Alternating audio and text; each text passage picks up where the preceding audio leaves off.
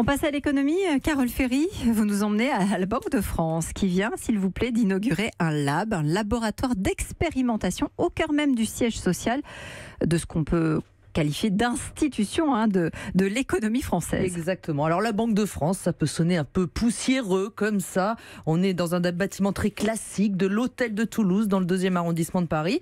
Mais poussez la porte et vous avez désormais à l'intérieur 350 mètres carrés, une équipe de 10 personnes qui travaillent avec des startups pour voir comment on peut moderniser cette institution. Et alors, est-ce que vous pourriez nous donner peut-être quelques exemples des expériences qui se font dans ce lab ? Eh bien, vous avez des startups qui essayent par exemple de voir comment on peut analyser la durée de vie d'un billet. Parce que vous savez que c'est la Banque de France qui fabrique nos billets de banque.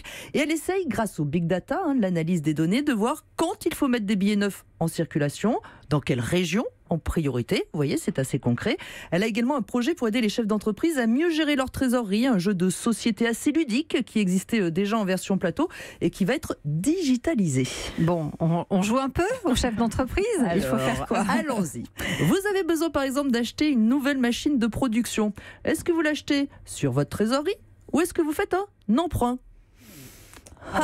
Aucune idée. Il n'y a pas beaucoup de chefs d'entreprise. Il n'y a pas très chef d'entreprise. Non, chez une entreprise, je ne sais même pas faire ma compta.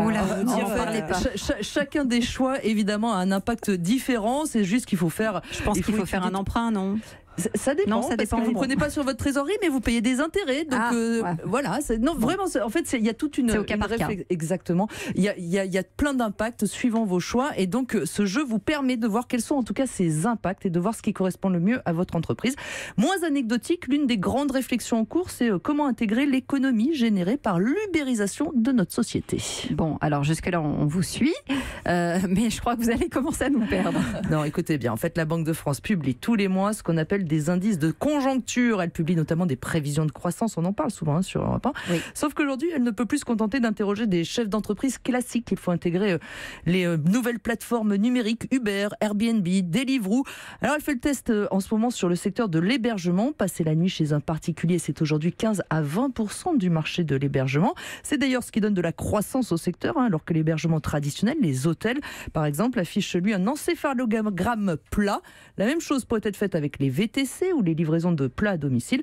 Et ces données seront intégrées aux enquêtes de conjoncture d'ici 1 an et demi. Europe.